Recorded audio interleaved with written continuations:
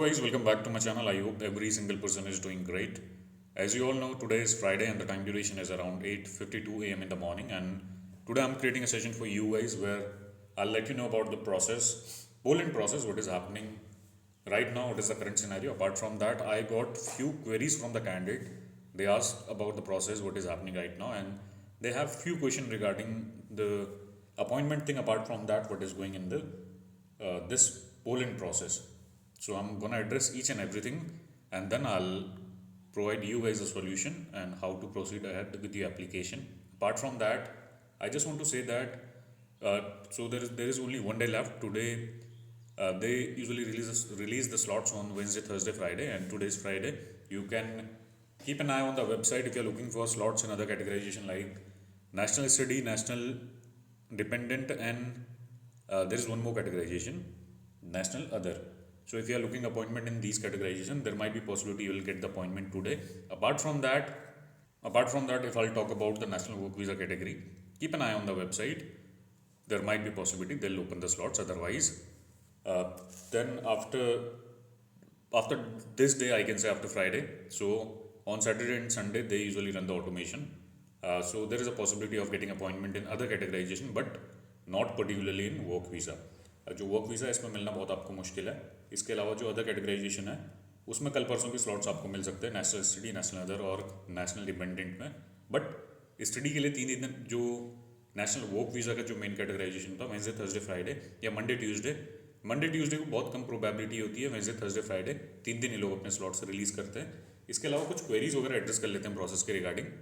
The first question someone asked that how, अगर कोई VFS का अपॉइंटमेंट कैसे पता चले कि जेन्युइन है फेक है. किसी ने अभी अपॉइंटमेंट अपनी डेट वगैरह परचेज कर ली है और उसके अलावा उसको ये जानना है कि आपका अपॉइंटमेंट फेक है जेन्युइन है, तो इसका एक क्राइटेरिया आपको बताऊंगा कि ऐसे हम चेक ही नहीं कर सकते आपका अपॉइंटमेंट जेन्युइन है फेक है, क्योंकि जो आपको अपॉइंटमेंट प्रोवाइड कर रहा है वो ऐसा भी कर सकता है कि आपको फेक प्रोवाइड करके आपको अपॉइंटमेंट शो कर दे. और ऐसा कुछ चेक करने ईमेल आईडी और पासवर्ड भी आपको देता है, तो उसमें क्या करता है मेनली वो लोग अपना आपका अपॉइंटमेंट ऑलरेडी एक्टिव है ऐसा शो करके दिखा देते हैं. बट द थिंग इज उसमें भी बहुत सारे टाइम स्कैम हो जाता है. कोई पर्टिकुलर क्राइटेरिया नहीं है कि अगर आपने जिससे अपॉइंटमेंट परचेज किया है, मगर आपने जिस अपॉइंटमेंट परचेज किया तो उसका पता चले, वो आपको उसी दिन पता चलेगा जिस दिन आप अपना सबमिशन करने जाओगे. उनके पास एक रिकॉर्ड रहता है. अगर उसमें आपका नेम होगा नेशनल एम्प्लॉयमेंट कैटेगराइजेशन, जो भी आपका रिस्पेक्टिव कैटेगराइजेशन है, अगर आपका उसके अंदर नेम होगा तो तभी आपको अंदर आने देंगे. अदरवाइज फिर वो लोग एंटरटेन नहीं करेंगे, आपको अंदर नहीं आने दिया जाएगा. सबमिशन करने के लिए आपको अलाउ नहीं करेंगे वो लोग. तो मेक श्योर करना, कोई अगर आप किसी को इन पर्सन जानते हैं जो पहले से अपॉइंटमेंट प्रोवाइड करा, जो आपको लगता है आपके साथ स्कैम नहीं करेगा, उससे ही कराओ. अदरवाइज स्कैम हो सकता है. थोड़ा इस चीज़ों में बच के रहना. और जो दूसरा प्रॉब्लम आ रहा है, किसी ने क्वेश्चन पूछा था कि जैसे ही अपॉइंटमेंट बुक करें at that point of time they are getting a popup that appointment already exist in this passport. जो आपका पासपोर्ट नंबर आप यूज़ करेंगे in this passport with this passport number the appointment is already exist. The appointment already exist करके कैसे popup आ रहा है, तो उस केस में आपको क्या करना है, अगर आपने पहले कैंसिलेशन करा है तो 2-3 दिन का टाइम आप वेट करो, अपडेट हो सकता है. अदरवाइज अगर आपने इससे पहले कोई अपॉइंटमेंट बुक नहीं किया फिर भी आपका पॉपअप आ रहा था, in that case do one thing, mark an email to the VFS consulate, क्योंकि वीएफएस से ही सारा प्रोसेस आपका आगे बढ़ रहा है. तो एक बार उनको फ़ोन करो, वो लोग आपका जो टेक्निकल इशू है ये आपका हटा देंगे. बहुत सारे लोगों के साथ एक प्रॉब्लम फेस हो रहा है. अभी 2-3 लोगों ने पूरा बता रखा है कि they are getting this popup, कि उन लोगों ने अपना अपॉइंटमेंट पहले बुक नहीं करा था, but they are still getting this popup. So do one thing, mark an email to the VFS. वो आपका टेक्निकल टीम में 24 to 48 आवर्स के अंदर आपका रिजोल्यूशन आ जाना चाहिए. या अदरवाइज आज एक बार चेक करके देखो, क्या पता आपका अभी लॉग इन हो गया, क्या पता है प्रॉब्लम ना आ रहा हो. It can happen due to some technical glitch as well. तो एक बार आप आज दोबारा एक बार लॉगिन करके किसी और कैटेगराइजेशन में अपनी डिटेल फिल करके देखो. अगर वहाँ जैसे आप किसी और में ओपन करके बुक करने की कोशिश करोगे तो आपको पॉपअप अभी भी आ रहा हो तो तभी ईमेल करो, अदरवाइज हट गया तो फिर दैट मीन्स आप बुक कर सकते हैं. Then someone asked a question regarding the chances of getting visa in Poland. So as I always say this thing that so the chances are 8 to 10%. So if your file will fall under 8 to 10%, then there might be possibility you'll get the appointment. Otherwise, there might be possibility 90% chances are you'll get rejection on point number 10 or other points. So it entirely depends on luck. अगर आपको मिल जाता है तो सही है, otherwise फिर wait ही करना पड़ेगा आपको. एक बार और रिपील करोगे 14 डेज़ के अंदर रिजल्ट आएगा. और अगर रिजल्ट मैं अगर बोलूँ दोबारा रिएक्शन आता है तो फिर आपका waste of money and time है, फिर आपका स्टैंप लग जाएगा, फिर आप कुछ नहीं कर सकते. Draw system not discontinued. So I make a separate session on this particular thing. अगर कल एक ड्रॉ हुआ होगा, अगर किसी के पास ईमेल वगैरह आया तो that is entirely different thing. और किसी ने मेरे को मेंशन करके बताया था कि कल एक ईमेल आया. So I make a session on that particular session and then will let you know about what is going to happen next. क्योंकि जो नोटिफिकेशन निकला था उसमें कहीं ऐसा नहीं बताया था कि draw is going to end, और ऐसा उन लोगों ने कुछ नोटिफिकेशन नहीं निकाला था. बट दे सेड कि now we have open the services through VFS, you can book the slot through VFS as well. So I will address the query for south zone, और इसमें एक सेशन बना के आपको डिटेल इन्फॉर्मेशन आपको share कर दूंगा मैं. Slot booking details regarding work permit. समन आज दैट अगर हम अपॉइंटमेंट बुक करते हैं तो वर्क परमिट का रिक्वायरमेंट है. वर्क परमिट का आपका रिक्वायरमेंट उस टाइम पे नहीं होगा, क्योंकि जो पहला इंटरफेस था अगर आप उसमें लॉगिन करते तो उसमें ऐसा था कि आपको वर्क परमिट नंबर डालना था, उसके बाद आपका अपॉइंटमेंट बुक होता था. अब जो नया इंटरफेस आया है इसमें आपका वर्क परमिट नंबर रिक्वायर्ड नहीं है. So in the new process you need your passport, your date of birth, passport expiry date, and then place of residence. That's all. Nothing else is required in the new process, and then you can proceed ahead. पहले जो था process entirely different था. पहले आप उसमें क्या करते थे कि आपका पहले स्लॉट चेक करते थे, फिर अपनी डिटेल फिल करते थे. Here first you have to fill the detail, then you can check the slots.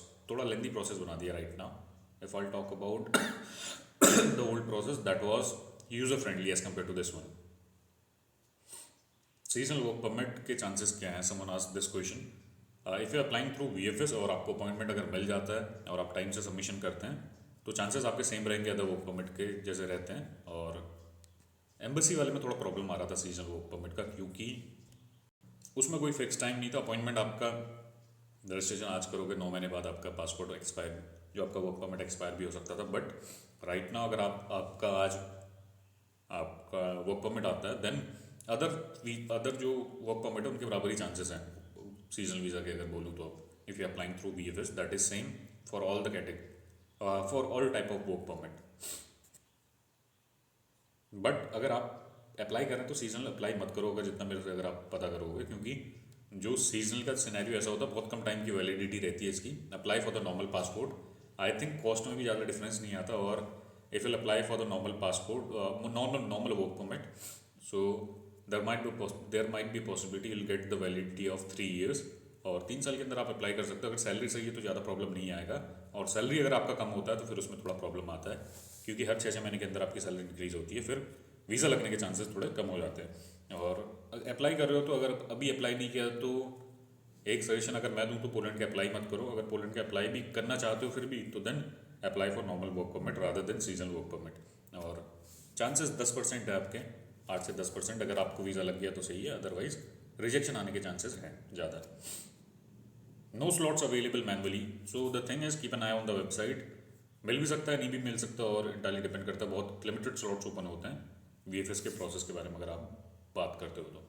The ratio is not so good as compare the appointment ratio is also not good, क्योंकि जो slots वगैरह release करते हैं बहुत limited slots open होते हैं. अगर मिल गया तो मिल गया, अदरवाइज फिर वेट ही करना पड़ता है. और आधे कैंडिडेट अपॉइंटमेंट परचेज भी कर रहे हैं, but I think that is not worth at all. अगर उनका कोटा ही नहीं है तो फिर अपॉइंटमेंट बेच के फ़ायदा ही नहीं है उनको.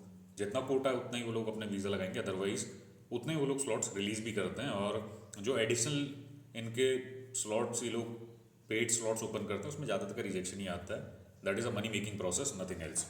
अगर कोटा ही नहीं है तो उतने लोगों को आप पेड अपॉइंटमेंट प्रोवाइड कर रहे हो. पेड अपॉइंटमेंट अगर आप प्रोवाइड करते हैं, आप कंपनी के पास थोड़ा VFS के पास पैसा जाएगा, थोड़ा एजेंट के पास जाएगा, सबमिशन हो जाएगा. बट कोटा ही नहीं है तो कैंडिडेट लोगों में वीज़ा लगा ही नहीं पाएंगे वो लोग. जो 10% है दैट इज सेम, उसके ऊपर आप पेड अपॉइंटमेंट लो, मैनुअल लो, कैसे भी आप अपॉइंटमेंट परचेज करोगे, वीज़ा रिजेक्शन आना पूरा श्योर है, फॉर श्योर.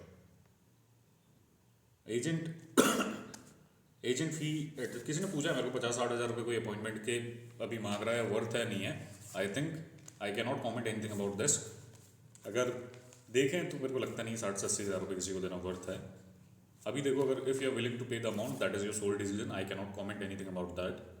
और एक चीज़ बोलूँगा, कहीं कहीं भी अपॉइंटमेंट अगर आप पहले तो बुक मत करो पेड अपॉइंटमेंट, अगर फिर भी पेड अपॉइंटमेंट बुक कर रहे हो तो पूरा हिस्ट्री वगैरह चेक करो, उसने अपॉइंटमेंट कितने प्रोवाइड किए, कितने वीज़ा लगे, and then on the basis of आप अगर उसको इन पर्सन जानते तभी बुक करो, अदरवाइज चांसेस ज़्यादा हैं स्कैम हो सकता है आपके पास। अभी लास्ट महीने की बात बताऊँ, किसी के साथ स्कैम हुआ है। उसने किसी एजेंट के थ्रू अपना अपॉइंटमेंट बुक किया था और अपॉइंटमेंट के दिन वहाँ के अपना डॉक्यूमेंट वगैरह सारा लेके, तो उन लोगों ने अंदर नहीं आने दिया, रेकॉर्ड में नहीं था, फेक अपॉइंटमेंट प्रोवाइड कर दिया, पूरा एडिटेड डॉक्यूमेंट। फिर बंदे ने पूरा मेंशन करके यहाँ पे लिखा था कि अगर आपके साथ भी ऐसा हो तो कोमा में ही चले जाओगे, kind of I can say. वहाँ शौक लगता है भाई सबको, अगर इतना पूरा डॉक्यूमेंट वगैरह लेके गया तो थोड़ा डिप्रेसिंग है और डिमोटिवेटिंग भी बहुत ज़्यादा होगा और थोड़ा बच के रहना इन सारी चीज़ों से। टाइम भी बर्बाद होगा, पैसे भी बर्बाद होंगे, थोड़ा जो भी प्रोसेस आप आगे बढ़ाते हैं थोड़ा देख समझ के करो, otherwise it can create a problem for you. Thank you guys, have a nice day.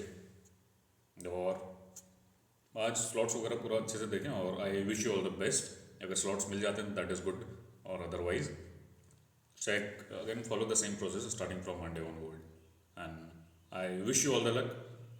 20-30-40 बंदों को भी अगर आज 20 वर्क वीज़ा के अंदर 20 एक बंदे को भी मिलता है तो that is more than enough. 20-25 इससे तो ऊपर आप उम्मीद मत करो।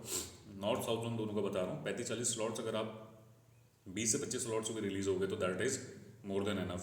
अगर VFS के थ्रू अगर आपको वर्क परमिट के अंदर भी अपॉइंटमेंट मिलता है तो फिर देखो, अदरवाइज फिर पता नहीं, फिर देखते हैं क्या होता है आगे का। और ये सारी मैं आपको रियल न्यूज़ आपको बता रहा हूँ, what is happening right now. और आई कैन से झूठ भी बोल सकता हूँ कि 100-200 स्लॉट्स रिलीज़ कर देंगे आज, आप पूरा चेक करो, but that is not, I can say that is, जो चीज़ें हैं ये पूरी जेन्युइन भी नहीं है। और अगर नॉर्मली आपको बताऊँ तो ऐसा हो भी नहीं सकता, 100 अपॉइंटमेंट वो लोग एक दिन के रिलीज़ कर भी नहीं सकते इसमें VFS वाले प्रोसेस में। तभी लिमिटेड स्लॉट्स ओपन होंगे, 15-20 अगर मिल गए तो मिल गए, और जोन में 15-20 साउथ में अगर इतने स्लॉट्स आपको मिल गए तो मिल गए, अदरवाइज फिर आपको वेट ही करना पड़ता है, क्योंकि ये भी एजेंट लोग आधे बुक कर जाते हैं। थोड़ा डिमोटिवेटिंग है, लोगों को डिमोटिवेटिंग लगेगा, but I am sharing the I am telling you the real scenario what is happening right now.